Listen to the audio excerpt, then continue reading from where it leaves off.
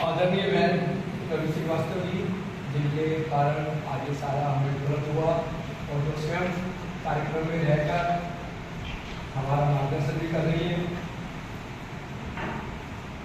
रामकृष्णपुरम विभाग के विद्यार्थी कार्य प्रमुख श्रीमान राघवेंद्र जी, हमारे वसंत विहार जिले के सह जिला कार्यवाह श्रीमान योगेंद्र जी, श्रीमान अमर जी, देश समाज और राष्ट्र का कार्य सुचारू रूप से हो और उसको समझने के लिए आए देश बंधु।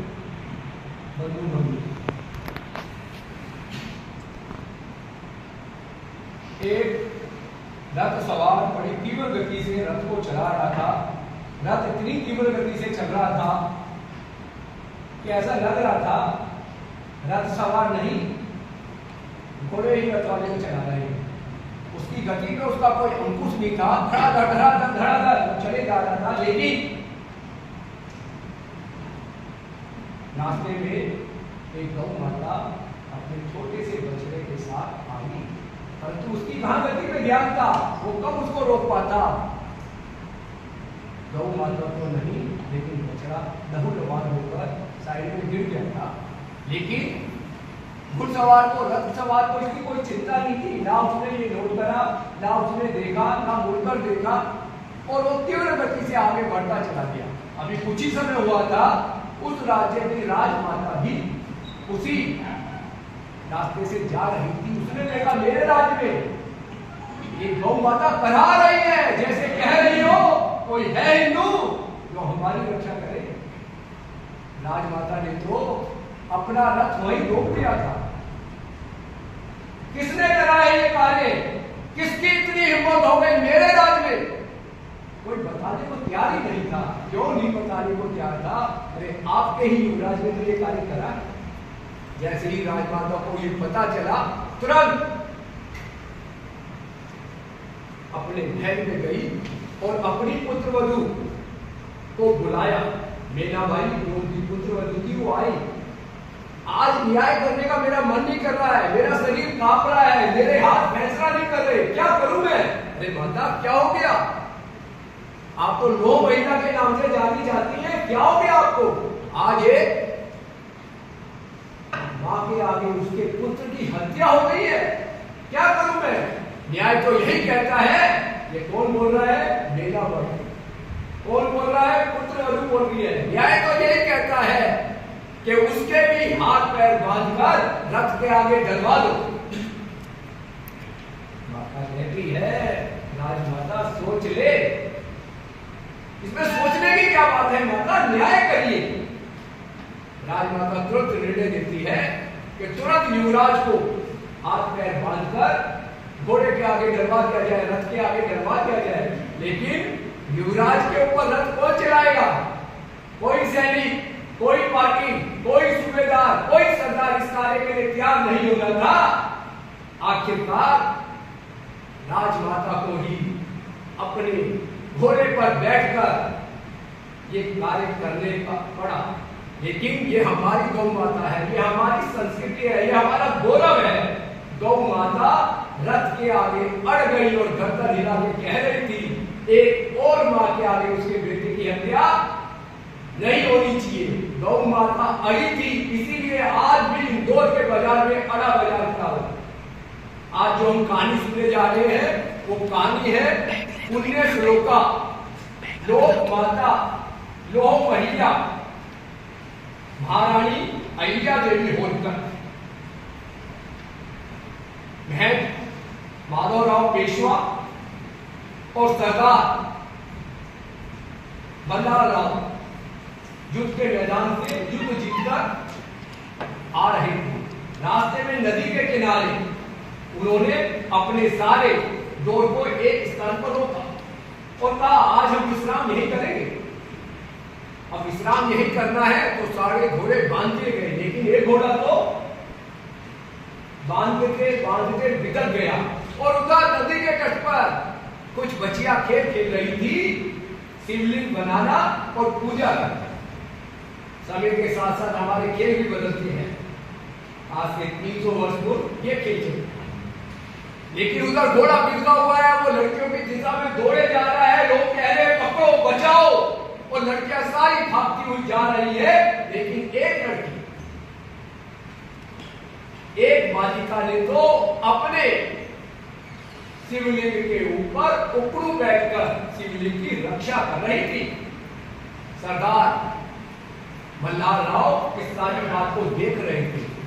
घोड़े के दूसरी दिशा में जाने के बाद सरदार ने आकर पूछा, क्या आपको अपनी जान की परवाह नहीं है? जान की परवाह तो सबको है, जो आया है वो जाएगा, परंतु ये कीर्ति, परंतु ये शिवलिंग, ये तो मैंने ही बनाया है, मेरे आगे मेरी कीर्ति की मृत्यु कैसे हो जाएगी? धर्म रक्षती रक्षत है, तो धर्म की रक्षा करेगा, धर्म उसकी रक्षा करेगा। सरदार बहुत प्रभावित होता है। रुके हुए थे शाम के समय मंदिर के आगे, कुछ गरीब ब्राह्मणों को, गरीब लोगों को भोजन कराया जा रहा था, और उसके पश्चात एक कर्ण प्रिय कोयल सी आवाज भजन की उसके कानों में आ रही थी। सरदार टहल रहा था, लेकिन जो आवाज कानों में आ रही थी, आवाज को सुनते सुनते वो मंदिर के अंदर प्रवेश करता है, तो उस कन्या को तो वो पहचान ही लेता है, अरे ये तो वही लड़की है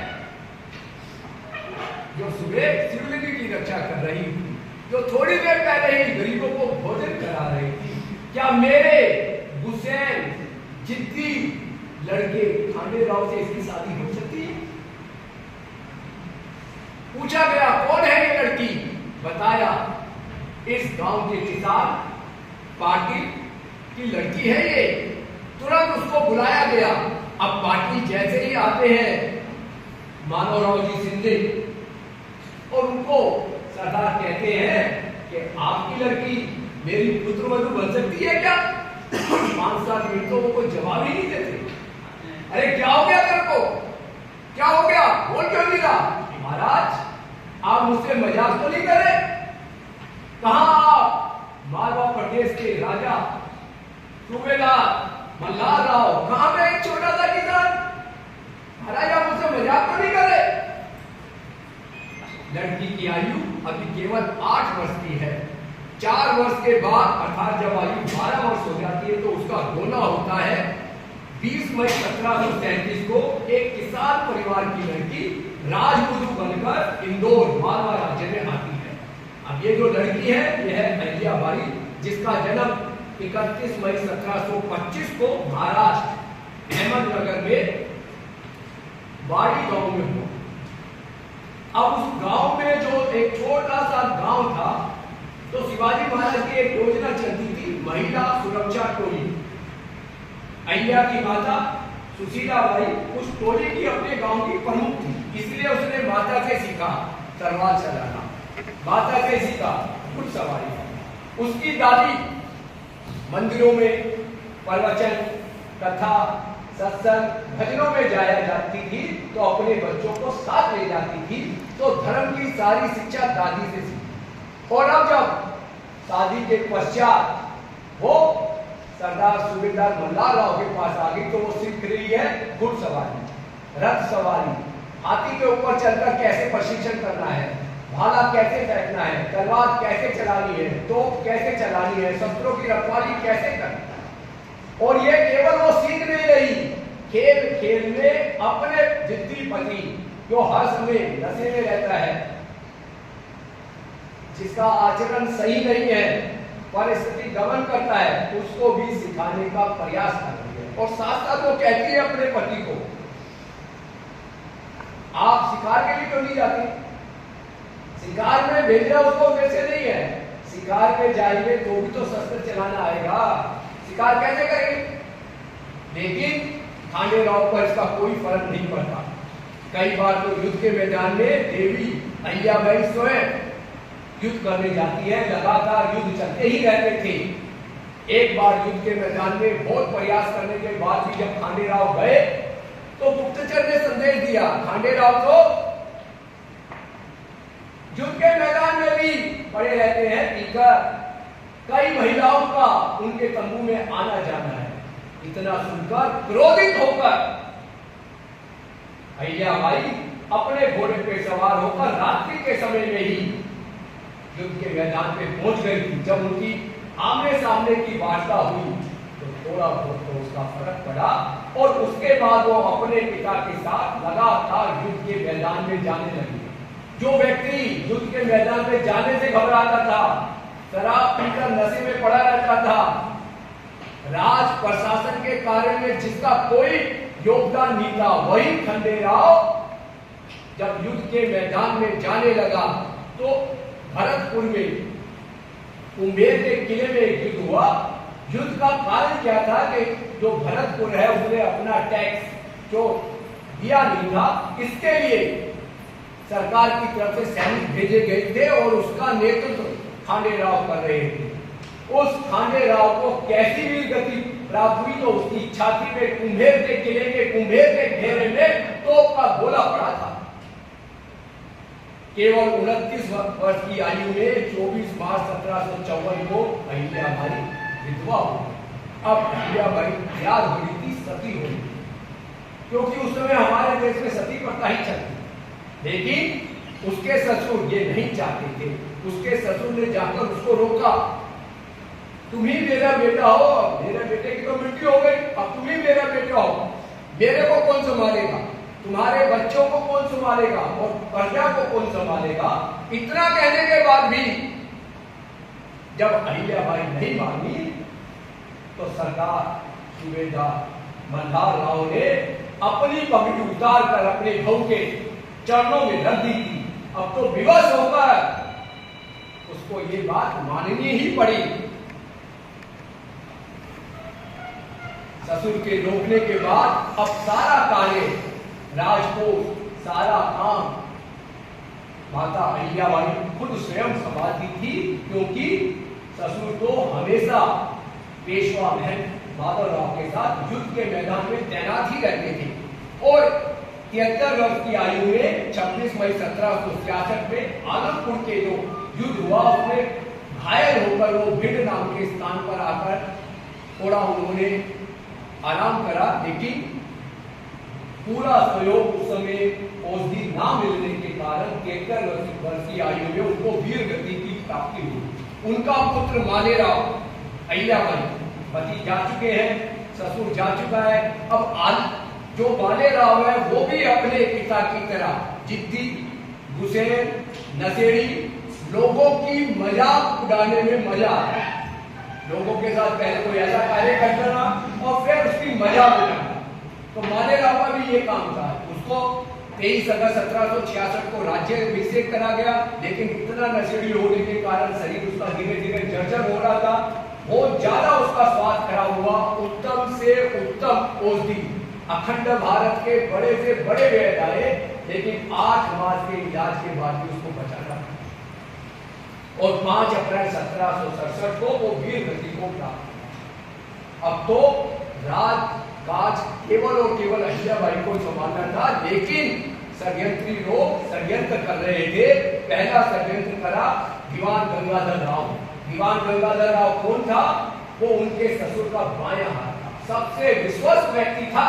वो क्या चाहता था कि अहिल्याबाई उनके लड़के को गोद ले ले, प्रत्यक्ष अप्रत्यक्ष सत्ता उसके हाथ में आ गई। जब अहिल्याबाई ने मना कर दिया तो उसने श्रीमंत पेशवा माधवराव के चाचा रघुनाथ राव होलकर को लालच दिया।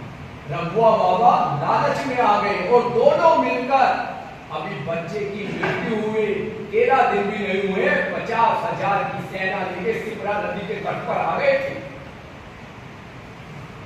अब यहां से उनका वाक चातुर्य आप देखिए, सेना आ गई है, गुप्तचरों ने संदेश दे दिया है, अब क्या करना है? तो उन्होंने कुछ पत्र लिखे। सबसे पहला पत्र उन्होंने पेशवा माधवराव को लिखा। क्यों लिखा माधवराव को? क्योंकि माधवराव जानते थे उनका चाचा कैसा व्यक्ति, चाचा की मानसिकता को जानते थे। फिर वहीं पे नहीं रुकी, उसने पत्र लिखा सिंधिया को, गायकवाड़ को, पवार को, और सबको पत्र में एक ही बात लिखी, विपत्ति में सहायता।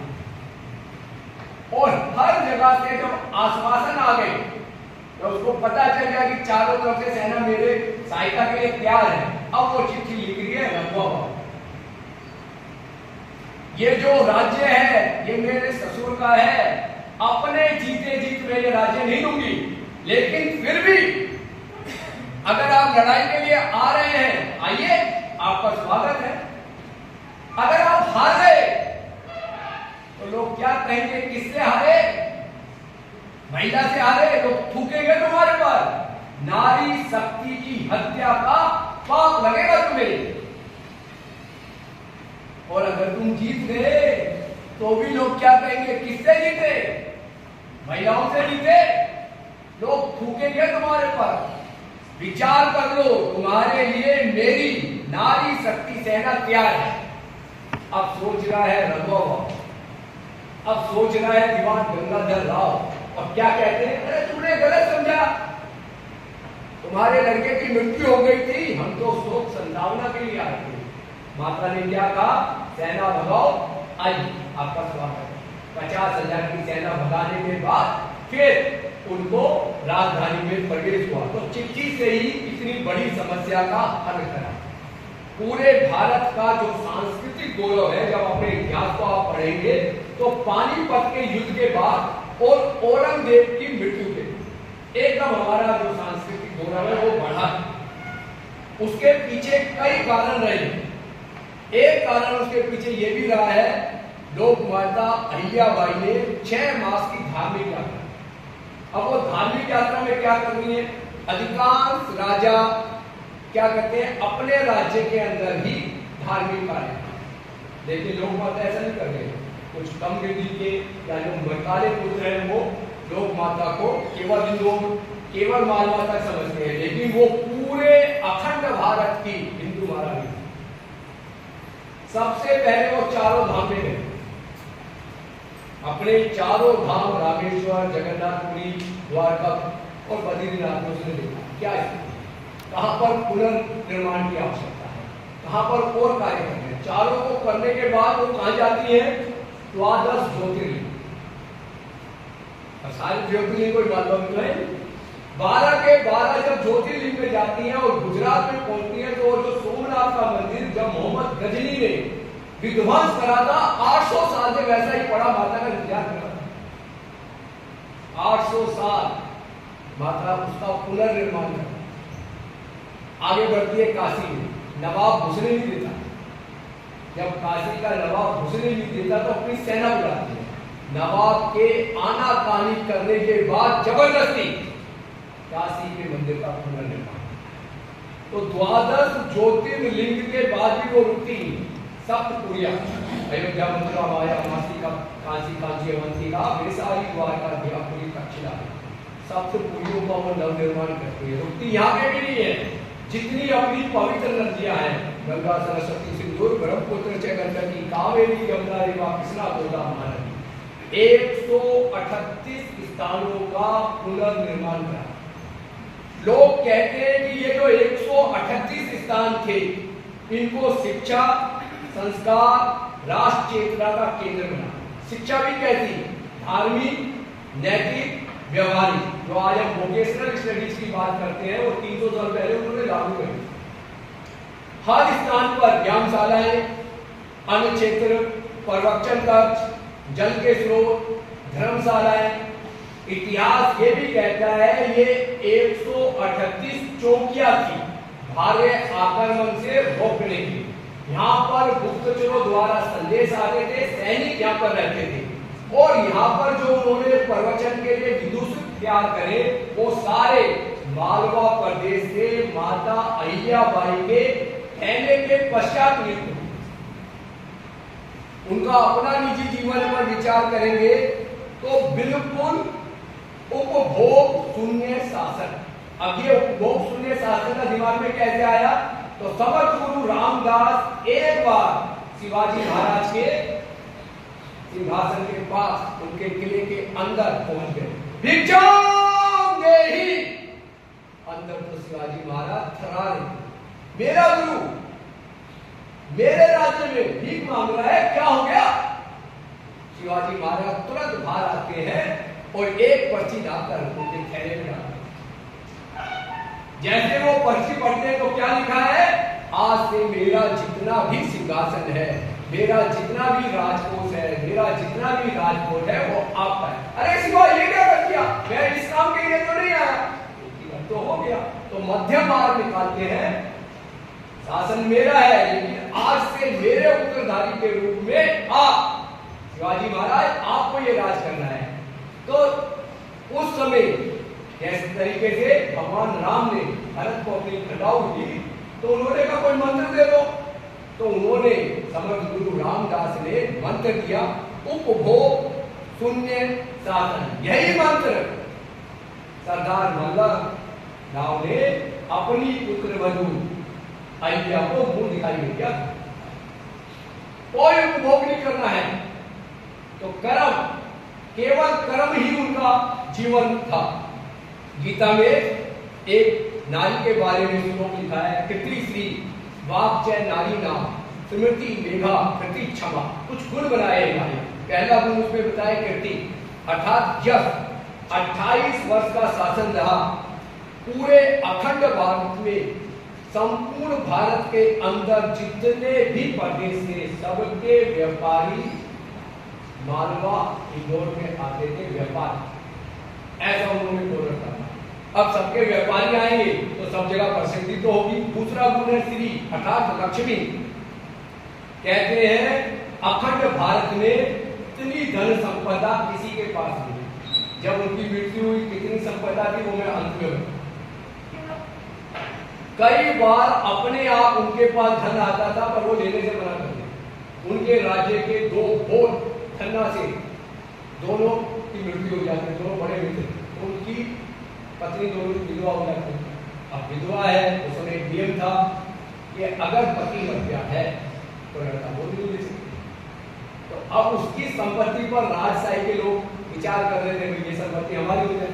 वो दोनों बहने परेशान होकर माता के पास आती कि हमारी जो संपत्ति है उनकी संपत्ति उस समय करोड़ों में थी।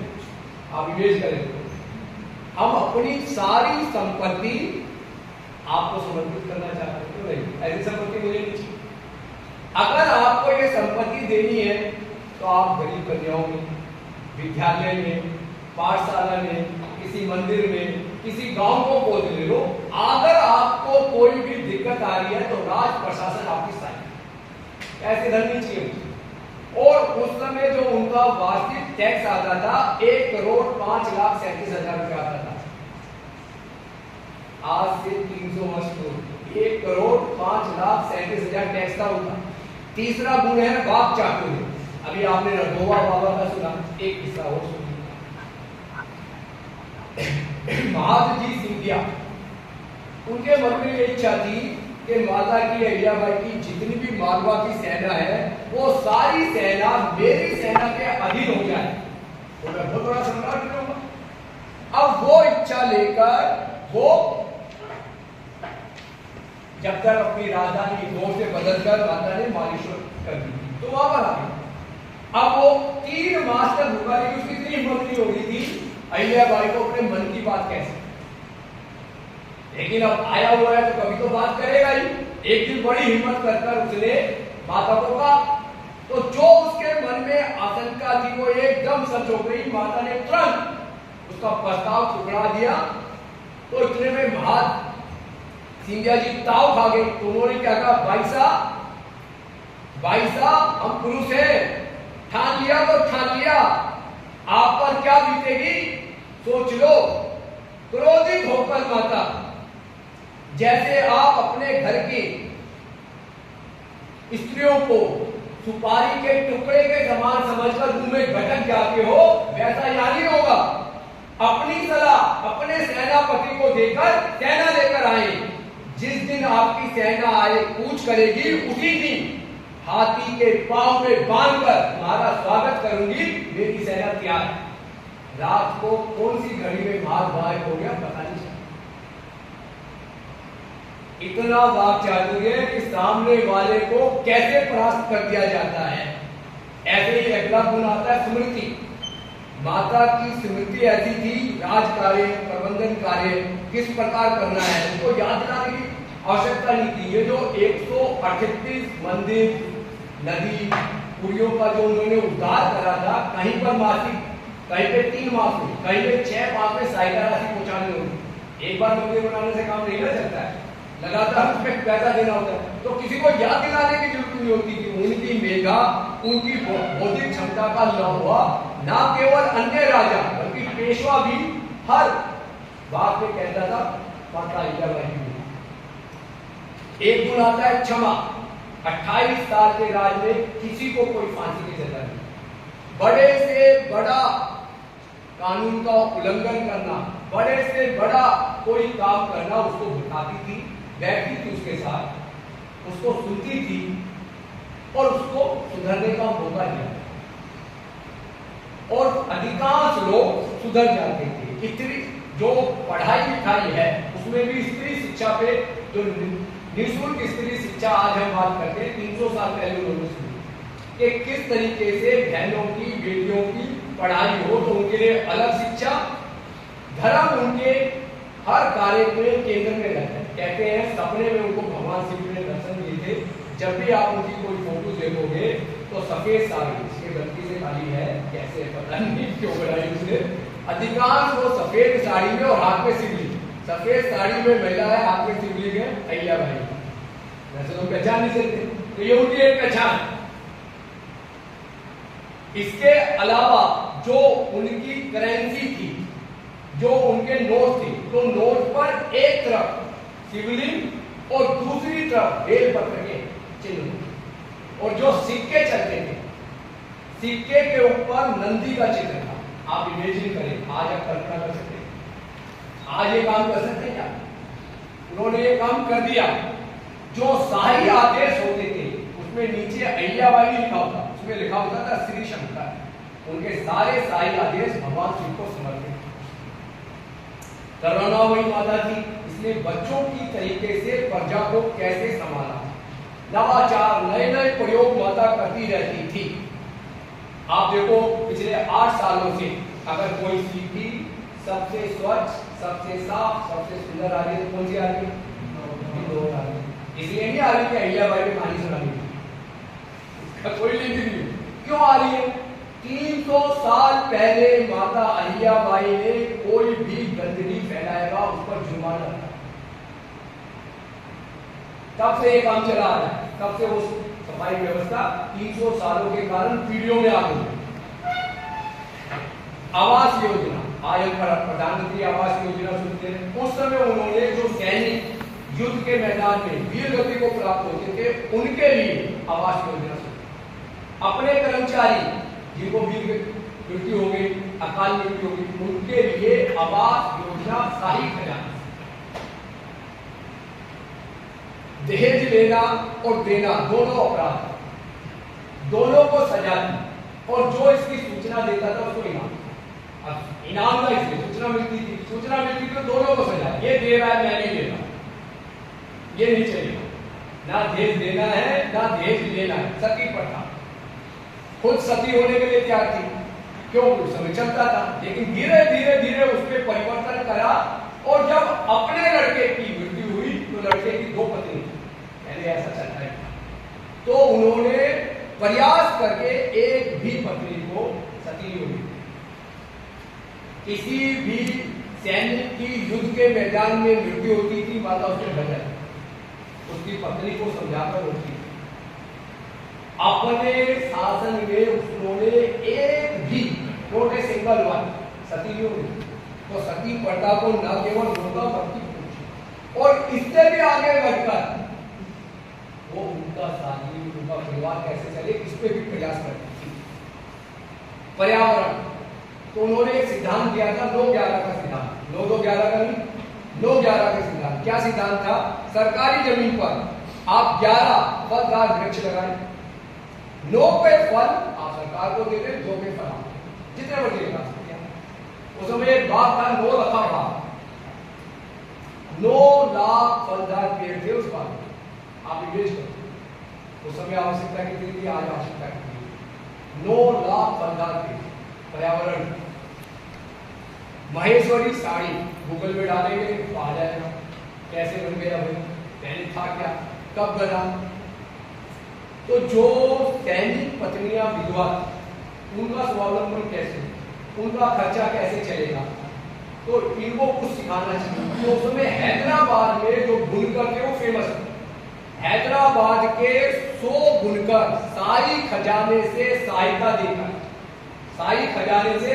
देकर 100 बुनकर परिवार सहित बुलाए, ना केवल बुलाए, फंसाए, उनको जमीन दी, उनको घर दी और उनको काफी हमारी बहन को सिखाई। अब वो साड़ी पहले, आज से आप बड़े किसी से बात करोगे तो पहले 9 गज की साड़ी होती है ना, 300 साल पहले की बता। अब वो महंगी थी तो इसको सस्ती कैसे करा जाए, तो माता ने 6 गज की करवा दी, अपने आप 25% रेट गिर गए। पहले केवल सूती साड़ी थी, रेशमी साड़ी, चांदी के धागों की साड़ी, सोने के धागों से साड़ी। अब ये साड़ी खरीदेगा कौन, तो माता खुद खरीदती, खरीद के ये 138 देशों में हमारे कार्य चल रहे थे। कोई भी माता से मिलने आता था उनको देती थी, कोई त्योहार होता था कोई लोग मिलने आते थे उनको देती थी। तो वो राजकोष से भी वो कैसे आगे बढ़ जाए हमारा उद्योग, तो आज वो एक जो ब्रांड बना हुआ है उसके लिए पीछे केवल और केवल माता का योगदान था। पाई का हिसाब। एक बार की घटना है, उनका पति शराब पीकर नशे में राज दरबार गया। राज दरबार के उस समय ससुर राजा होते थे, तो युद्ध के मैदान में रहते थे। अब वो तो युद्ध के मैदान में थे, वो राज दरबार में पीकर आ गया। अहिल्या अपने स्थान पर बैठी थी और पीकर आके कह रहे हैं मेरा जो खर्चा है वो खत्म हो गया है, मुझे और पैसे चाहिए। उनका भी आपको पैसा मिलता है, आप वो मेरा खर्च हो गया। अब जितने भाई खाते थे उनको उठा उठा के खाए। भाई माता क्रोधित हो गई। अब देखो वहां पर वो कौन है, उस सबकी ऊपर राजा ने बिठाई हुई एक तरीके से रानी है। अब उसने तुरंत कहा आपने राजकाज के कार्य में रुकावट डाली, आपको 10,000 रुपये जुर्माना और सैनिकों का इनको ले जाओ और छोड़ दो। अब तक तो पत्नी है, ठीक है, अर्धांगिनी हूं आपकी, आपका जो भी जुर्माना है मैं दूंगा। वहां घर जाके उसको भी समझा, लेकिन सबके आगे किसी पे भी कुछ नहीं करेंगे तो कैसे चलेगा राजकोष। बहन माधवराव पेशवा को अपना पति माना, भाई माना। माधवराव पेशवा की मृत्यु हो, 13 दिन तक जितना भी खर्चा होना था सब अहिल्या बाई ने। बाद में राजकोष का हिसाब किताब चेक कर ली थी, सारा खर्चा वहां पे आया। तो कभी ये खर्चा यहाँ क्यों लिख दिया आपने कराया? हाँ मैंने कराया, फिर यहाँ क्यों लिख दिया? वो मेरा भाई है, उसकी मृत्यु पे जितना खर्चा है वो मेरा निजी खर्चा है, यहाँ से हटाइए मेरे से। तो पाई का हिसाब कैसे रखा जा सकता है इस पर विचार करना। दिनचर्या कहती थी तो सूर्य अस्त होने से पहले उठना, सारे काम धाम करते करते रात्रि में 11 बजे के बाद गुप्तचरों के संदेश पढ़ जाते, तो सबके आगे भी पढ़े जा सकते और उनका जवाब दिया जाता था गुप्त नीति से। उसके बाद महल में नहीं सोती, अलग से उन्होंने मकान बना रखा था महल के साथ ही, उसमें जमीन पर चटाई बिछा कर सोती, स्वयं बिना किसी रथ के रोज माता नर्मदा के तट पर जाकर स्नान। जितनी भी लिखाई पढ़ाई हो सकती है और उसको ज्ञान होना चाहिए, वो घर पर रहकर अनेक गुरुओं के माध्यम से रोज 2 घंटा अपनी पढ़ाई करती थी और 2 घंटा शास्त्रों का अध्ययन करती थी, लोग शास्त्र उनको सुनाते। हर चीज में उनका मानवीय दृष्टिकोण रहता था और स्वदेशी का आग्रह है। नई पिस्टल आए, अब नई पिस्टल आए तो सब खरीद रहे थे, तो माता ने भी खरीदी, तो ऑर्डर दिया 3 पिस्टल। तो सोचा 3000 मंगवाई होगी, 300 मंगवाई होगी, 3 पिस्टल क्या?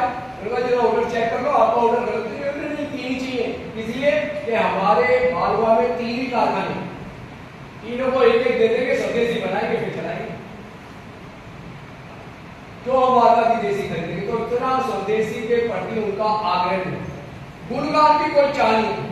एक बार कोई कवि था, वो एक पोथी तैयार करके लाया माता के महल में, माता के महल में माता के गुणगान करने लगा। 2-4 दिन माता ने सुना, इसमें कुछ और भी है क्या? नहीं माता आपका ही गुणगान है। अरे तो व्यर्थ है, इससे बढ़िया होता तो भगवान शिव के, भगवान राम के कुछ धोए के लिए आता, अपने हाथों से उस पोथी को नर्मदा में प्रवाहित कर दिया। कोई गुणगान नहीं चाहिए। और हर चीज के पीछे मानवीय दृष्टि, वहां पर एक भील कोड़ी नाम का भील लोगों को अपहरण कर लेते थे, उठा के ले जाते थे, उनसे जबरन टैक्स वसूलते थे। उनको भी ये पता चला कि ऐसे ऐसे भील लोग कर रहे हैं, क्या करा जाए। तो देखो कितना अभिनव उन्होंने प्रयोग करा। उन्होंने अपनी लड़की का स्वयंवर, अपनी लड़की देश समाज और राष्ट्र के कार्य में, और स्वयंवर में क्या करा, जो इस भील समस्या का अंत कर देगा उससे मैं अपनी लड़की के साथ। इतनी भयंकर भील समस्या इतने सालों से लगातार चल रही है। तो एक आदिवासी जसवंत राव फंसे, उसने सारे भील समाज के जितने लोगों थे उनको समझाया, उनके प्रमुखों को लेकर आया, माता से बातचीत कराया। माता की बातचीत से वो प्रभावित हो गए। उन्होंने कहा भी ये करेंगे क्या, इनको इसके अलावा कुछ नहीं आता। अपहरण कर सकते हैं, मार सकते हैं, लूट सकते हैं, चोरी कर सकते हैं, और कुछ नहीं आता। जमीन है नहीं, खेती करनी आती नहीं, तो माता ने सरकारी जमीन दिलाई, खेती करने का उनको प्रशिक्षण दिया। और उन्होंने एक टैक्स रखा, तीर्थ दान। तीर्थ दान टैक्स नहीं है, तीर्थ दान स्वेच्छा से। तो जिस तरीके से अभी टैक्स के लिए बैरियर बने होते हैं, वो बैरियर बने होते हैं, तो वहां लिखा जाता है कि आप इधर करने जा रहे हैं, अगर आपकी इच्छा है तो कुछ दान करें, अगर आप दान नहीं करेंगे तो भी आपको कोई रोकेगा। उनकी इच्छा होती दान करते थे। तो तीर्थ दान, ये जो पैसा आएगा ये सब उनका ही लेगा। ये भील कितने प्रभावित हो गए, अगली घटना के साथ चीजें को पूरा करेंगे, लगभग समय भी हो रहा है। 13 अगस्त 1795 में सावन मास के शुक्ल पक्ष की 14 को माता ने पूर्ण चैतन्य में, कोई व्यथा नहीं थी, ब्राह्मणों को गरीबों को भोजन कराया। भगवान शंकर का लगातार जाप कर रही थी। जाप करते करते थे त्यागी, लेकिन उनकी उन दो घटनाओं को आप ध्यान दें। एक ये जो भील है, तो जो भीलों का प्रधान था, जो सारी समस्या की जड़, माता ने कई बार उसको बुलाया था, मिलने नहीं आता, जसवंत राव फंसे ही लेकर आए थे। तो वो माता से मिलने गया, बताया कि माता आपका सही नहीं है, वो इससे मिलने। भीलों में क्या होता है, तो वहां पर बलि प्रथा, क्या किसी बलि देते, तो उसके दिमाग में आया माता का स्वास्थ्य खराब है, अगर मैं अपनी बलि, अगर मैं अपना शीश दान कर दूं, काट कर दे दूं, तो माता सही हो जाएगी। उसने ना केवल ये सोचा बल्कि ये काम करा और अपनी गर्दन काटकर माता के दरबार। वो भी जो अपहरण करता था, वो भी जो किसी की सुनता नहीं था, आज वो भी प्रधान माता अहिल्याबाई से प्रभावित होकर अपनी गर्दन काट के गया। दूसरी घटना क्या करती, हर राज्य के बाद एक घंटा लगा होता है, जिसको कहते हैं न्याय का घंटा।